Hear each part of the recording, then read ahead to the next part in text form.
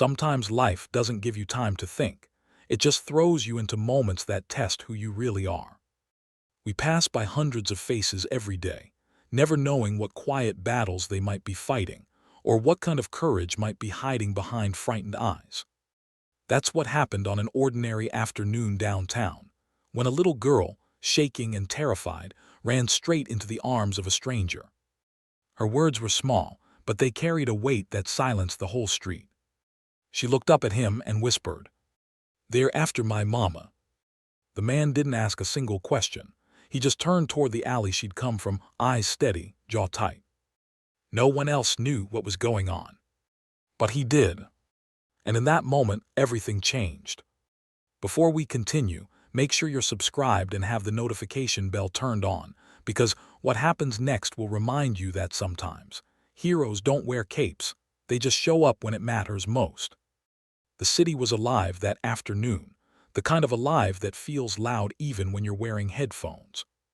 Car horns, laughter spilling out of cafes, phones ringing, shoes tapping on the pavement. Everyone was in their own world, chasing time, chasing money, chasing something.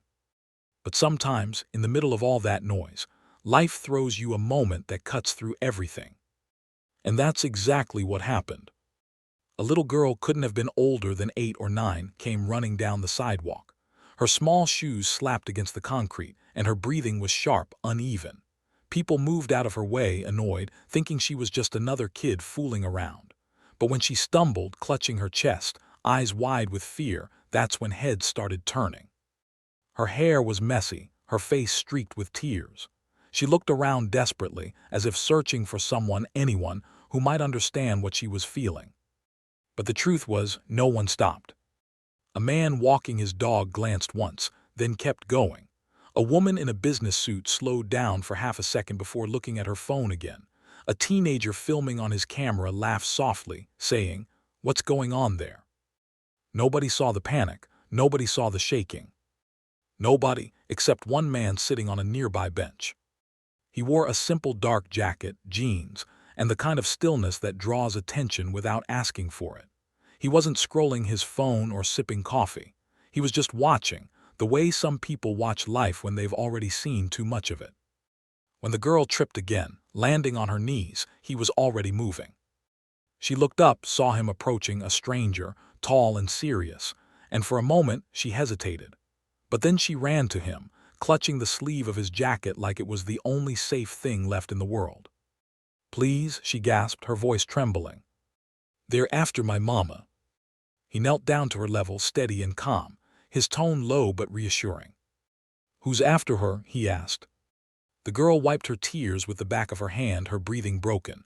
"Men, 2 men. They took her. She was helping someone near the store and then they came out of a car. I tried to scream, but no one," her voice broke. "No one stopped." He looked toward the direction she pointed, a narrow alley between 2 old buildings, half hidden behind parked cars. His eyes narrowed slightly, scanning every shadow, every corner, the kind of look that didn't miss much. "What's your name?" he asked softly. "Lily." "All right, Lily," he said. "I'm Jason, you're safe now. Yeah, you did the right thing." She nodded, still shaking, gripping his sleeve tightly. Then he stood up, quiet, deliberate, and the way his shoulders straightened made people nearby instinctively move aside. There was something about him, not just his build, not just the calm, but the kind of presence that said this man's seen danger before, and handled it. He looked around once more, then crouched again beside Lily. "Can you stay right here?" he said gently. "I'm going to find your mom." She shook her head fast. "No, no, please don't leave me. They'll come back, they'll hurt her." Her hands clung to his jacket like her life depended on it, and in a way, maybe it did. Jason glanced around again, assessing, calculating before his tone softened. "All right," he said, "then we go together. You stay close to me, understand?" She nodded quickly. They started walking toward the alley, and as they did, people on the street began whispering. Some pulled out their phones to record, not to help, not to call anyone, just to capture whatever was about to happen. And that's the world we live in, isn't it? People love watching but not helping. The alley was darker than it looked from the street, lined with trash bins and broken glass. There was the faint sound of a car engine idling somewhere deeper inside, and voices low, harsh. Lily froze. "That's them," she whispered. Jason placed a steady hand on her shoulder. "Stay here," he said quietly. She looked terrified, but something in his eyes, steady, certain, made her trust him. He stepped forward, slow and silent, like a man who'd done this 1,000 times. The air seemed heavier now, colder. At the end of the alley, two men stood by a van. One of them, tall, wiry, with a shaved head, was pacing back and forth, waving his hands as he argued with someone inside. The other leaned against the door, checking his phone, clearly bored. Jason's voice cut through the air like steel. "Let her go." The tall one turned, squinting into the dim light. "Who the hell are you?" Jason took another step forward. His tone didn't rise, it didn't need to. "Last warning." The man laughed, a short, sharp sound. "You got lost or something, mate. This ain't your business." Jason's jaw tightened slightly. "She's a mother, that makes it my business." The other guy snorted, tossing his phone aside. "Oh, this is rich. What are you gonna do? Call the cops?" Jason didn't answer. He kept walking, calm, steady, controlled, until the two realized he wasn't bluffing. There was something in his eyes that wasn't ordinary, not fear, not hesitation, but something colder. Something that said, "I've been through worse than you." The tall one took a step forward, cracking his knuckles. "You've got 3 seconds to walk away, old man." Jason's response was quiet, "You've got one." And before the man could even react, Jason moved. It wasn't dramatic, it wasn't loud, it was precise. A quick sidestep, a twist, and the man's arm was behind his back before anyone even saw it happen. The second man lunged forward, but Jason caught him mid-motion, one sharp strike to the stomach, another to the chest. They dropped fast. Inside the van, a woman's muffled sob echoed, gagged, wrists tied. Jason yanked open the door, his movements swift but controlled. "Are you all right?" he asked, voice steady. The woman nodded weakly, eyes wide with shock. "My daughter." "She's safe," he said. "She's right outside." Her eyes filled with tears as he untied her. "Who are you?" He almost smiled, just faintly. "Just someone who hates bullies." He helped her out of the van, supporting her weight as she stumbled forward. When they emerged back into the sunlight, Lily ran straight into her mother's arms. "Mom," she cried, sobbing hard now. "I thought they—" "It's okay, baby," her mother whispered, holding her tight. "It's okay." Jason stood back, silent, watching the reunion. Around them, people had gathered again, some filming, others just standing in stunned silence. No one quite understood what had just happened. But everyone felt it. Lily's mother looked up at him, still trembling. "I don't know how to thank you." Jason shook his head. "You already did. You raised a brave kid." She smiled faintly through the tears. "I tried." Jason turned to leave, but Lily's small voice stopped him. "Wait," she said softly. "Will I see you again?" He looked down at her, that quiet, protective warmth in his eyes. "Maybe," he said, "but I hope you won't need to."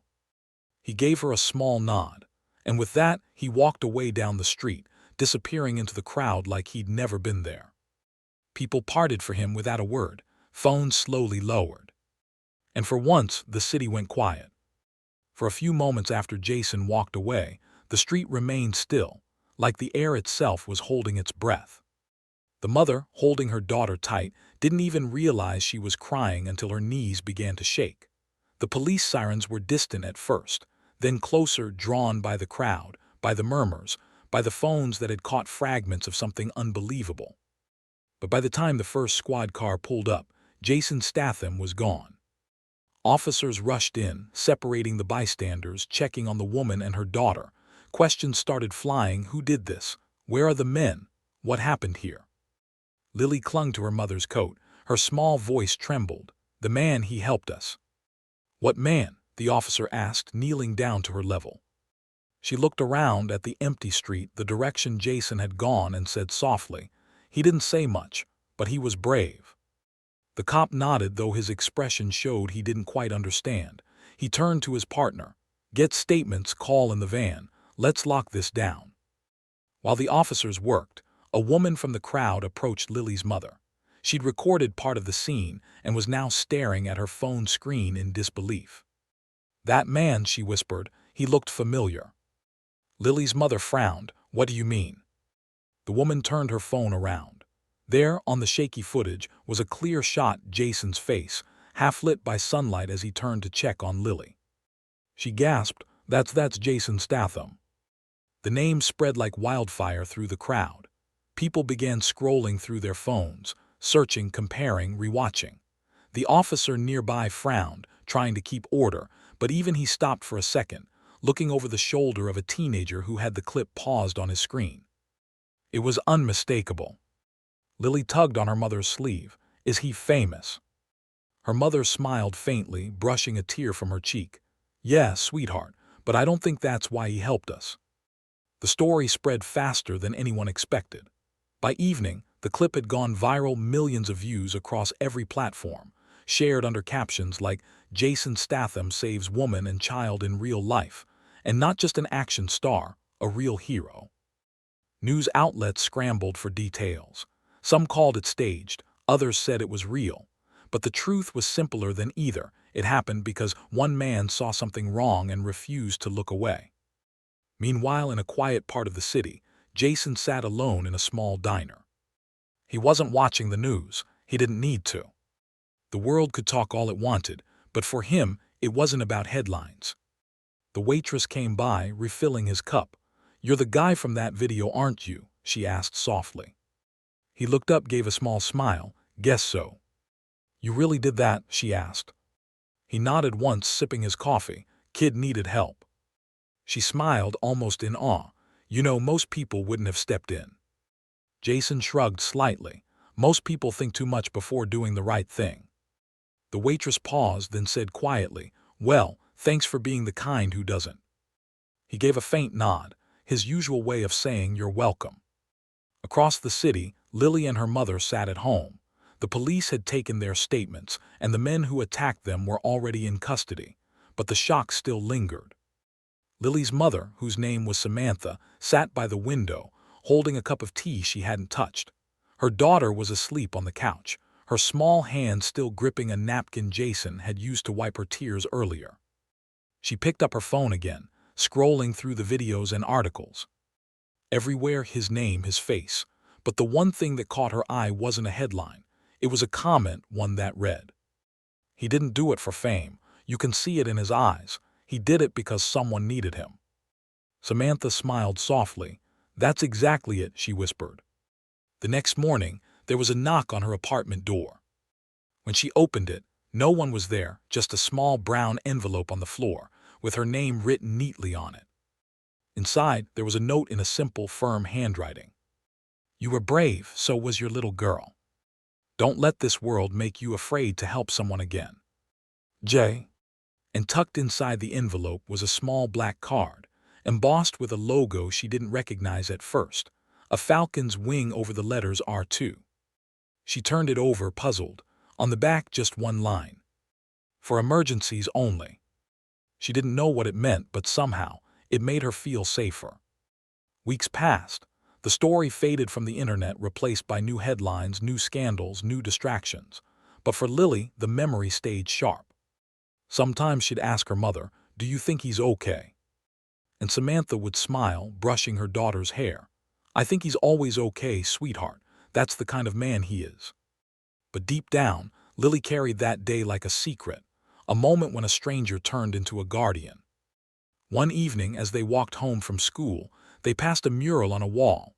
Someone had painted a lifelike portrait of Jason from that day, standing tall, calm, protective, with the words beneath it, "The world still has men who stand up."